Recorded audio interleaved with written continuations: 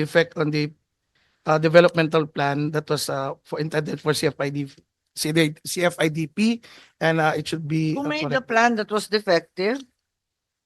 Oh, well, it has been initiated by PCA. Was it the Madam Chair. PCA or Yes. was it the CDA? Siyempre, wala kayong expertise dyan. Yeah, Malay yes. naman ninyo sa The development. PCA, plan. ma'am, made What year initiated was that? 2022, Madam Chair. Hindi, 2023 budget ang pinag-uusapan ngayon. You said, Yes, Madam Chair, 2023, we're not Mas- able to implement mas it. lalo kami nalilito pag sumasagot kayo. I'm referring to the 2022 of crafting of the development plan. We failed to implement it on 2023 because of yung pagpalis po, hindi pagpatigil sa atin. We're now in 2023. Ayaw mo na yung 2022. Nawala ninyo yung 120 million pagkat napaka-late na pinadala sa inyo ng pera ayon sa inyo. 2023, 250 na naman. Out of the 250, ang sinasabi ninyo ngayon, defective na naman yung development plan. At hindi na pinursige yung processing plan. Tama ba? Yes, ma'am, because based sa batas po, the CDA's role is only to establish cooperatives and empower them through trainings po. So what happened na naman sa 2023, 250 million? Na-revert na naman. Na-revert na din po, madam. Magkano na-revert? 225 Ah? million po. 200? 225 million po. Kasi nga 200 million is for the processing plant and the 25 million supposedly for financial assistance for the Federation of Coconut Farmers that will be created for that processing plant. Federation, wala pang primary. May mga primary na po, ma'am. That was the Ba't intention bigay supposedly. sa primaries na pilitin magbuo ng federation? Kasi doon sa work and financial plan na submitted to PCA and approved by the PCA, on the 2023, it is the construction of the processing plant and the No, 25 we're assistance. past the processing plant. I gave up. 25 million is for financial assistance that could really have helped. Ang daming nagre-reklamo dito. Talagang nagplano sila na bibigyan ninyo, pero hindi ninyo binigyan. Bakit? There are two components, Madam Chair, that we are not allowed to implement. One, the construction of the processing plant. No, wait, we're Second, done with the yes, ma'am. Yes, I'm talking about the 25 million. Can we focus? We have a lot of people here, a lot of agencies to go through. Let's just answer to the point. Yes, that's a financial assistance, ma'am, that we are not allowed also to implement.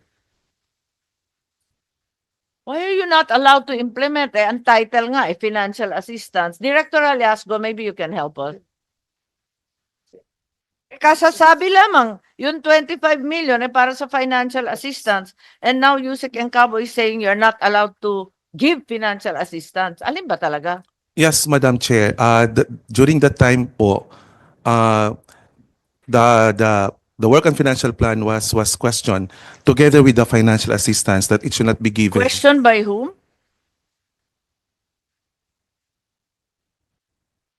Procedures say. Yeah, what the happened. office of Senator Villar, ma'am, and at the same time, So the Committee on Agriculture. yes, and the DOJ also provided a legal opinion that the CDA cannot implement provision of manufacturing plant and the provision of the financial assistance, ma'am. We will just When focus. was the legal opinion provided? Can you give me a date? Bakit hindi nag-realign? Pera ng manyunyug yan, nawawala, taon-taon.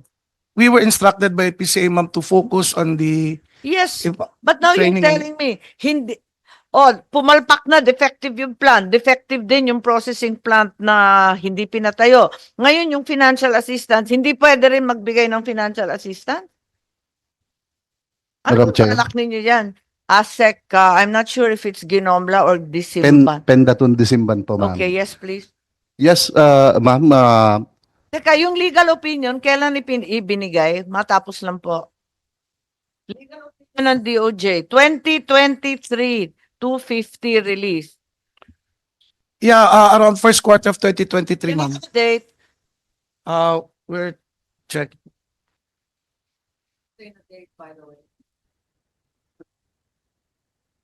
We will provide your office immediately, ma'am, a copy of that. We'll just securing it, ma'am, from the head office. Kapatid, paano tayo magtatapos kapag ganito ng ganito? Okay, yes, ASEC Pendaton, please. Yes, Madam Chair. related dun po sa nabanggit nyo na issues, kung ano ba yung pakinabang ng mga cooperative sa CDA. Yung po yung sinasabi namin, ito sa Coco Levy, ma'am, nag-implement na po kami ng financial assistance sa mga cooperatives ng coconut farmers, 250,000 per cooperatives during the year 2023. Hindi, iba naman to. Wala itong kinalaman sa transport co-op. Yung transport co-op walang pera. Ito may pera. Kaya talagang walang dahilan. Yes, ma'am. Nagbigay po kami ng financial assistance kasi gusto po namin na Oh, matulungan okay. kagad Nagbigay sila. daw. Yes, Nagbigay ba? yes po, per region. Then, pagkatapos po noon, sinabi po sa amin ng Office of Okay. the Senate Villar na we are not authorized to provide financial assistance under the law ng Coco Levy. So, sa amin naman po, alam namin na yung po yung inihingi ng mga coconut farmers. Ahanin po nila ang trainings kung wala rin po silang Pero- capital assistance. Kung nasa 25 million yung financial assistance, ano nangyari? Madam Chair, So, sinoli na lang it was ninyo. reverted At yung back again to 250 the na principal. pinamigay sa mga co-op, binalik? Ganun ba yun? Then, nabigay na po sa kanila, Madam Chair. Kasi So, ano late na nangyari? sa amin that sinabi, was in 2022, Madam Chair. 2022, In the first yes. year of implementation, there are financial assistance. About 2022. Yes, there were financial assistance and training Ako given. din yung kausap CDA. Kaya lahat ng co-op hilo sa inyo. Pati ako hilo na rin. Okay, next. Oo. So, pero we're now talking about 2023. Tapos na yung 2022. Yes. Oh, Yung- ano nangyari? Bakit sa 2022, yung legal opinion, walang no processing plant, no plant, and also no financial assistance? So what are you allowed to do with the money? Training na lang po. Yung training na lang po, Madam Chair, na component nung, 250 million sa sangkatutak mo training. Kaya hindi ninyo nauubos. yes, Madam. Kaya nasa 23.6 lang ang disbursement. Yes, ninyo. Madam. Yes, Madam Chair. How many farmer associations have been converted to full-on co-ops? If you can provide me a coherent timeline, Director Haliasgo, can you give me a coherent timeline for the expenditures? Yung 2022, pakihiwalay sa 2023, please. Yung 2023, hiwalay din at pati yung 2024. At nakakahilo po kayo mag-present. Ilan ang Coco Farmers Co-op associations already converted to co-ops? Ilan na ang Coco Farmers Co-op ngayon? The number of coconut farmer organizations that are assisted to coconut farmer cooperatives, we have 629 po, Okay. Madam Chair. Yes, I have that in my notes of how many farmers are now members. I have that also. Yeah, that's fine. I have that. How many farmers belong to those 629 co-ops? 18,330. po, Okay, Madam Chair. this 18,000 represents what percentage of the total number of coconut farmers? Sa madaling sabi, ilan na sa sektor ng mangnyunyog ang naging miyembro na ng co-op? What percentage? Ilan ba talaga ilan ba ang target ninyo na cocoa farmers? What's the target number of cocoa farmers? Ako na mag-compute. 50,018 po, Madam Chair. Ha? 50,018 po ang ating tina-target.